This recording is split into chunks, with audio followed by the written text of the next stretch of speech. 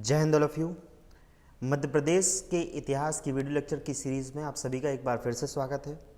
जैसा कि आप सभी को पता है कि पिछले वीडियो में हमने मध्य प्रदेश के इतिहास के अंतर्गत प्राग ऐतिहासिक काल को पहले ही कवर कर चुके हैं।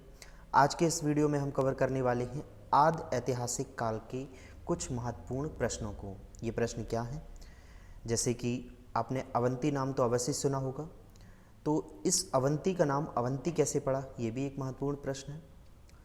नर्मदा नदी पर कहीं ना कहीं आपने सहस्त्रधारा जलप्रपात तो अवश्य पढ़ा होगा, तो ये सहस्त्रधारा जलप्रपात का निर्माण किसके द्वारा किया गया, ये भी एक महत्वपूर्ण प्रश्न है। दतिया किसके नाम पर पड़ा, ये भी एक महत्वपूर्ण प्रश्न है। वहीं जो मांधाता जो कि ओमकारेश्वर खंडवा में स्थित है, इसकी स्थापना किसने की, ये भी एक महत्वपूर्ण प्रश्न है।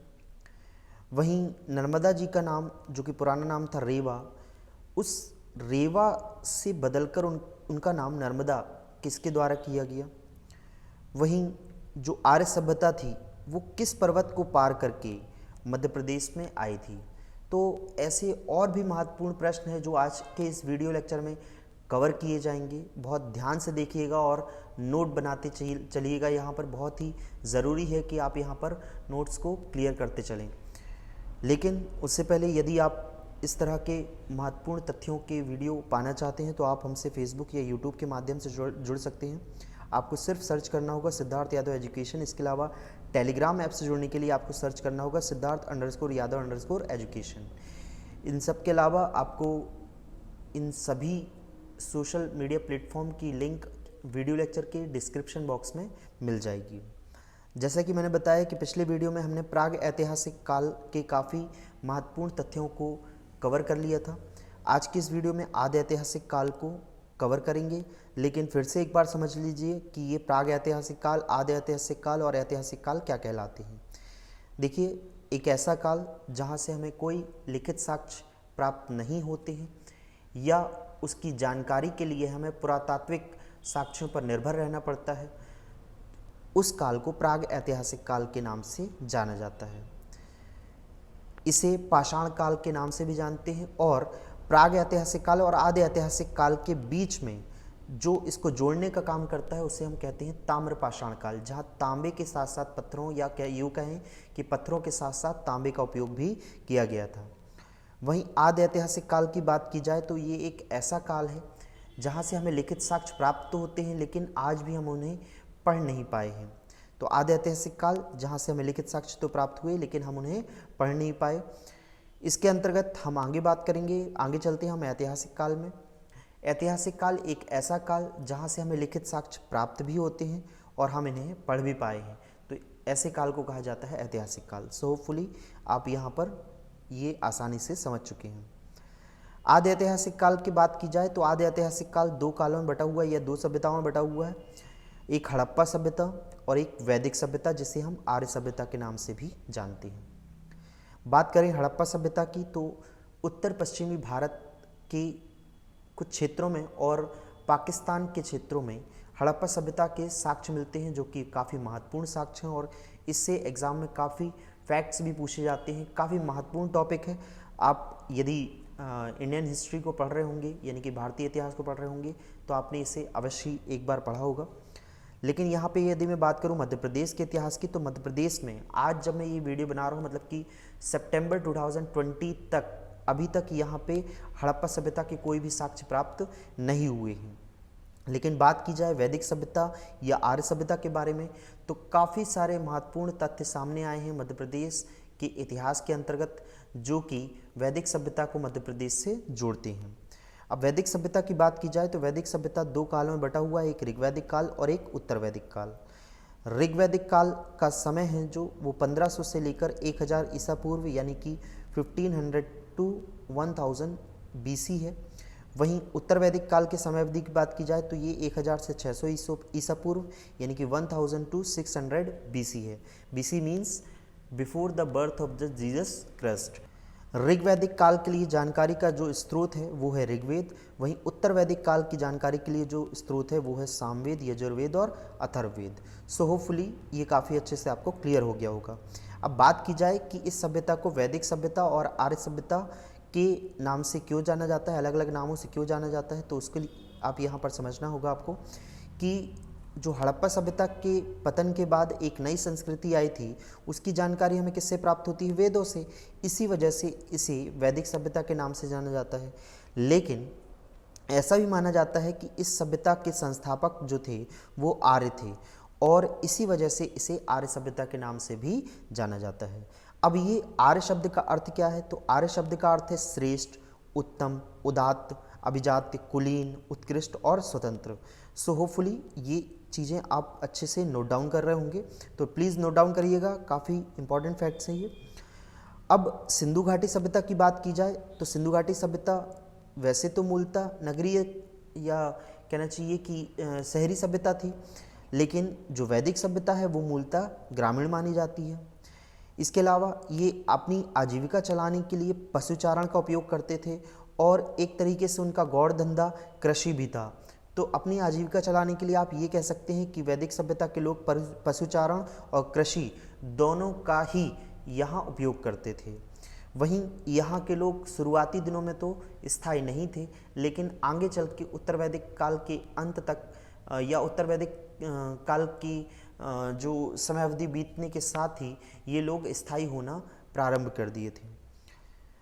अब जब वैदिक सभ्यता या आर्य सभ्यता के लोग भारत में प्रवेश किए तो सबसे पहले ये पंजाब या यूं कहूँ कि पंचनद जो प्रदेश था, फिर से यहाँ ध्यान दीजिएगा, पंचनद प्रदेश, वहाँ पर इन्होंने निवास किया था। लेकिन धीरे धीरे समय बीतने के साथ ही वो दक्षिण पूर्व या यूं कहूँ पूर्व दक्षिण, दक्षिण पूर्व जो भी आप कहना चाहें, ये है पूर्व दिशा और ये दक्षिण। तो पंजाब से आप इस तरफ बढ़ेंगे तो ये दिल्ली की ओर जाएंगे, तो दिल्ली के उत्तरी इलाके में ये लोग बस गए थे, और यहीं पर इन्होंने अपनी सूक्तों का संग्रह किया था, जिसे हम ऋग्वेद के नाम से जानते हैं। तो इसी क्षेत्र में इन्होंने ऋग्वेद का संकलन किया था। ये एक बहुत ही महत्वपूर्ण तथ्य है, आपको यहाँ पर ये फैक्ट काफ़ी अच्छे से याद रखना होगा। आप यूँ भी कह सकते हैं कि हरियाणा के क्षेत्र में या उत्तरी दिल्ली के क्षेत्र में इन्होंने ऋग्वेद का संकलन किया था। इसी क्षेत्र में कुरुक्षेत्र भी पाया जाता है, जहाँ पांडवों और कौरवों के बीच में युद्ध हुआ था। ये आगे हम महाकाव्य काल में भी कवर करेंगे।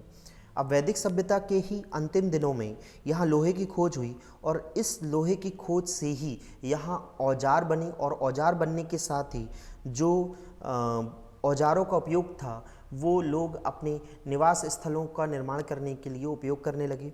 और इसी क्रम में जो आर्य सभ्यता के लोग यहाँ दिल्ली या हरियाणा के क्षेत्र में निवास कर रहे थे, ये गंगा घाटी की ओर बढ़े, और यहाँ के स्थानों को या तो जलाकर या तो कुल्हाड़ियों से यानी कि औजारों से इन्होंने काट कर अपने निवास स्थल का निर्माण किया। लेकिन मैं यहाँ बात कर रहा हूँ मध्य प्रदेश के वैदिक सभ्यता के इतिहास के बारे में। तो आपको एक बात बताना चाहूँगा कि ऋग्वैदिक काल में जो आर्य सभ्यता के लोग थे वो उत्तर तक ही सीमित थे। मतलब जो मैंने अभी आपको ये हरियाणा और दिल्ली का क्षेत्र बताया, वो यहीं पर निवास करते थे। लेकिन जब उत्तर वैदिक काल प्रारंभ हुआ 1000 से 600 ईसा पूर्व में, तब यहाँ पर लोहे की खोज हो गई, और लोहे की खोज होने के साथ ही जैसा कि मैंने बताया, उन लोगों ने यहाँ पर जो गंगा घाटी क्षेत्र है यहाँ पर बढ़कर अपने निवास स्थल बनाने शुरू कर दिए थे। और इसी क्रम में उन्होंने उत्तर वैदिक काल के अंतर्गत विंध्याचल को पार करके, यहाँ पे याद रखिएगा किस पर्वत को पार करके, विंध्याचल को पार करके मध्य प्रदेश में कदम रखा था। अच्छा, एक और चीज़ बहुत अच्छे से नोट कर लीजिएगा, वैसे तो ऋग्वैदिक काल में जो आर्य सभ्यता के लोग थे वो मध्य प्रदेश में नहीं आए थे या दक्षिण भारत की तरफ नहीं बढ़े थे, लेकिन ऋग्वेद में जो कि चूँकि ऋग्वैदिक काल की जानकारी का स्रोत ऋग्वेद है, लेकिन तब भी दक्षिणापथ और रेवोत्तर शब्द ऋग्वेद से हमें प्राप्त होते हैं। तो इस तरह यदि हम देखें तो वैदिक सभ्यता या आर्य सभ्यता का जो आगमन हुआ था वो उत्तर वैदिक काल में हुआ था मध्य प्रदेश में। जी हाँ, मध्य प्रदेश में, फिर से ये बात समझिएगा कि मध्य प्रदेश में कब वैदिक सभ्यता या आर्य सभ्यता का आगमन हुआ, तो उत्तर वैदिक काल में, जब लोहे की खोज हो चुकी थी। और उस समय की समय अवधि है 1000 से 600 ईसा पूर्व की, यानी कि 1000 to 600 BC। अब यहाँ से हम चालू करेंगे मध्य प्रदेश के जो विभिन्न क्षेत्र थे वहाँ पर आर्य सभ्यता के कौन कौन से साक्ष्य या कौन कौन से तथ्य यहाँ महत्वपूर्ण हैं उनको हम डिस्कस करेंगे। लेकिन यहाँ पर ये बात याद रखिएगा कि यहाँ पे जो भी मैं इतिहास डिस्कस कर रहा हूँ ये अनुश्रुति पर आधारित है। अब अनुश्रुति क्या होती है? तो अनुश्रुति का मतलब होता है ऐसे ग्रंथ जो सुनी सुनाई बातों पर आधारित होते हैं। ऐसे ही कुछ ग्रंथ हैं जैसे कि ऐतरेय ब्राह्मण, सांख्यायन, स्रोत सूत्र, शतपथ ब्राह्मण ग्रंथों के अनुसार जो विश्वामित्र के 50 शापित पुत्र थे वो मालवा में आकर बसे थे और इनके बाद ही यहाँ पर अत्रि, पाराशर, भारद्वाज और भार्गव आदि आए थे। तो यहाँ पर ये बहुत ही महत्वपूर्ण है कि कौन कौन मालवा आकर बसे थे, तो आपको ये पता होना चाहिए। वहीं इसके बाद बात की जाए कि जो उत्तर वैदिक काल था, यहाँ पर मैंने आपको बताया कि लोहे की खोज हो चुकी थी और लोहे की खोज होने के साथ ही यहाँ पर शासन करना प्रारंभ हो चुका था लगभग उत्तर वैदिक काल के अंतिम समय में। और इसी समय से जो अलग अलग क्षेत्र थे वहाँ पर शासन व्यवस्था प्रारंभ हो चुकी थी। और ऐसे ही कुछ शासन क्षेत्र हमें यहाँ देखने को मिलते हैं, जैसे कि ये जो नर्मदा क्षेत्र आपको दिखाई दे रहा है, ये नर्मदा क्षेत्र में यहाँ पर जो नागवंशी शासक थे वो शासन किया करते थे। यदि हम बात करें कि जो नर्मदा क्षेत्र है ये पहले रेवा क्षेत्र यानी कि जो नर्मदा का नाम था वो रेवा के नाम से विख्यात था। इन नागवंशी शासकों के ऊपर या नागवंशी शासकों का जब युद्ध हुआ गंधर्वों के साथ, तो गंधर्वों के खिलाफ सहायता करने के लिए अयोध्या के इक्ष्वाकु वंश के शासक मांधाता ने अपने पुत्र पुरकुत्स को नागवंशी शासकों की सहायता करने के लिए भेजा था। अब ये इक्ष्वाकु वंश के लोग कौन थे वो समझ लीजिए। देखिए, ये जो आपको उत्तर प्रदेश दिखाई दे रहा है यहाँ पर है अयोध्या, और इसी क्षेत्र के आसपास के क्षेत्रों में यहाँ पर था इक्ष्वाकु वंश। ये इक्ष्वाकु वंश जो थे वो मनु के एक पुत्र इक्ष्वाकु के नाम पर इस वंश की स्थापना हुई थी और इन्होंने अपने वंश को फैलाया भी था। और ये जो छत्तीसगढ़ देख रहे हैं यहाँ पर जो दंडकारण्य बस्तर था, इस राज्य की स्थापना भी इक्ष्वाकु वंश के द्वारा ही की गई थी। अब वहीं हम बात करें कि इक्ष्वाकु वंश में एक जो महान सम्राट या चक्रवर्ती सम्राट हुए हैं वो हुए हैं मांधाता, और मांधाता के पुत्र थे पुरकुत्स, और इन्हीं पुरकुत्स ने यहाँ पर जो नागवंशी शासक थे इनकी सहायता की थी गंधर्वों के खिलाफ। सो होपफुली ये चीज़ समझ में आ गई होगी। और ये कौन सा क्षेत्र था तो मैं बता चुका हूँ, ये नर्मदा क्षेत्र है और यहाँ पे शासन किसका था तो नागवंशी शासकों का शासन था। इसके बाद यदि हम बात करें कि जो पुरकुत्स थे इन्होंने ही जो नर्मदा का पुराना नाम था रेवा, रेवा से बदलकर इन्हें नर्मदा नाम प्रदान किया था।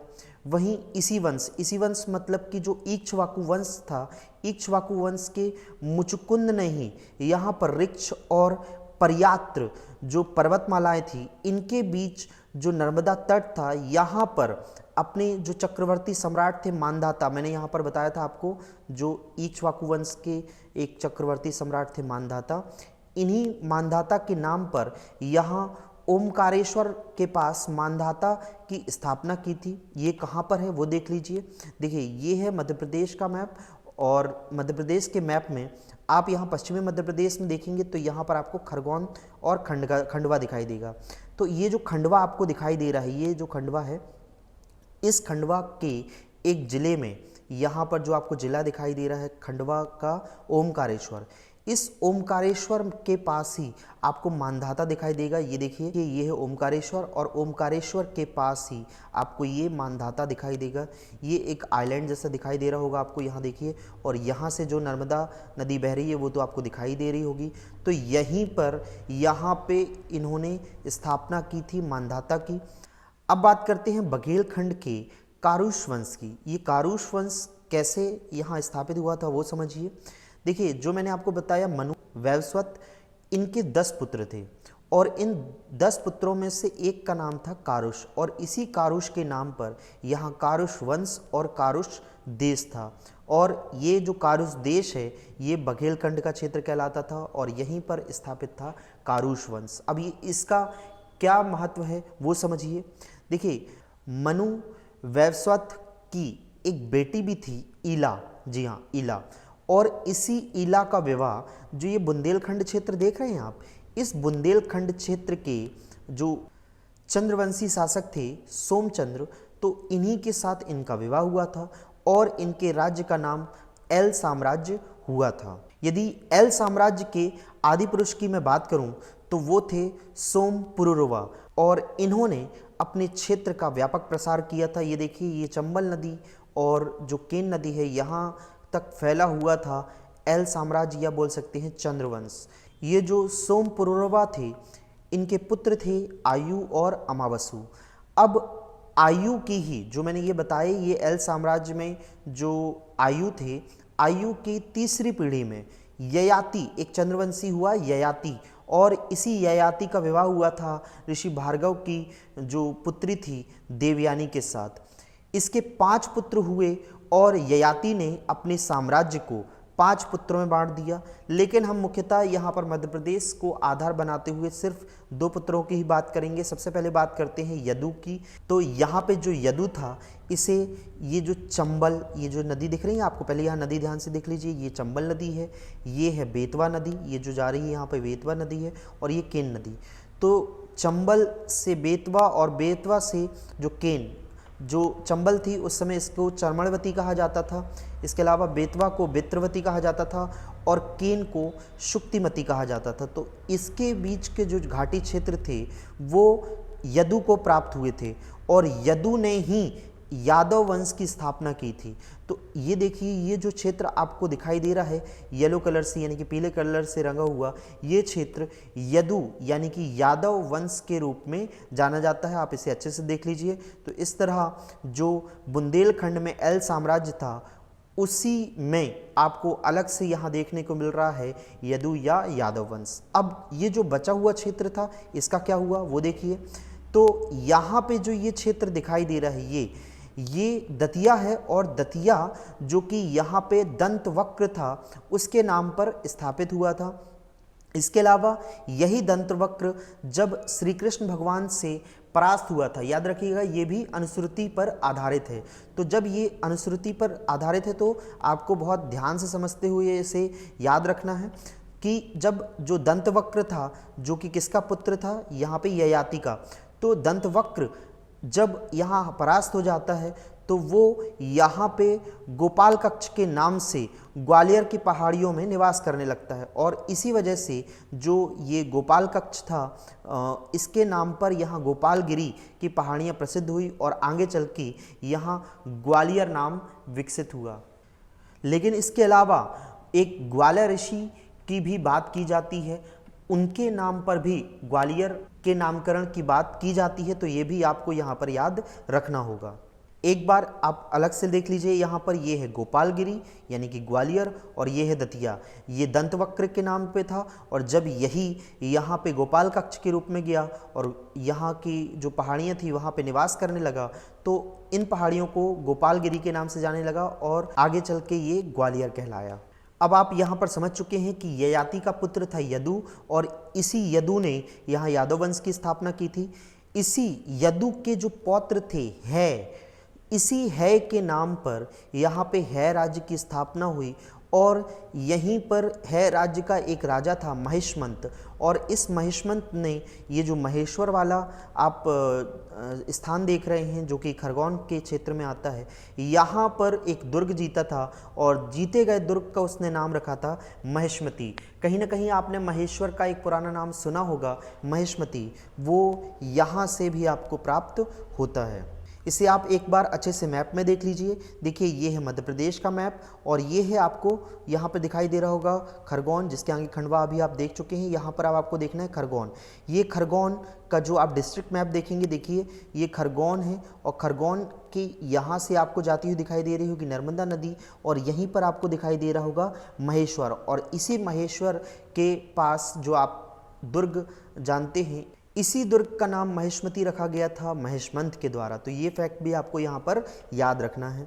अब इसी है वंश में एक ही बहुत ही बड़ा सम्राट हुआ जिसे हम जानते हैं कीर्तिवीर या अर्जुन या सहस्त्र अर्जुन या सहस्त्रबाहु के नाम से।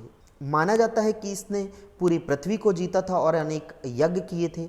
इसके अलावा एक और इसकी कहानी है कि एक बार कीर्तिवीर अर्जुन ने नर्मदा नदी के वेग को, मतलब कि जो प्रवाह है उसको रोकने का प्रयास किया था, और जब नर्मदा नदी का वेग नहीं रुकता है तब उसकी धाराएं सहस्त्र धाराओं में बढ़ जाती हैं, और इसी वजह से वहाँ एक जलप्रपात का निर्माण होता है जिसे हम आज सहस्त्रधारा जलप्रपात के नाम से जानते हैं। और यही सहस्त्रधारा जलप्रपात आपको पता होगा महेश्वर में है, जो कि अभी हमने आपको दिखाया यहाँ पर कि ये जो महेश्वर है, और महेश्वर में आप जब आगे चलेंगे तो आपको दिखाई देगा होगा कि महेश्वर को दो भागों में बांटती है नर्मदा नदी।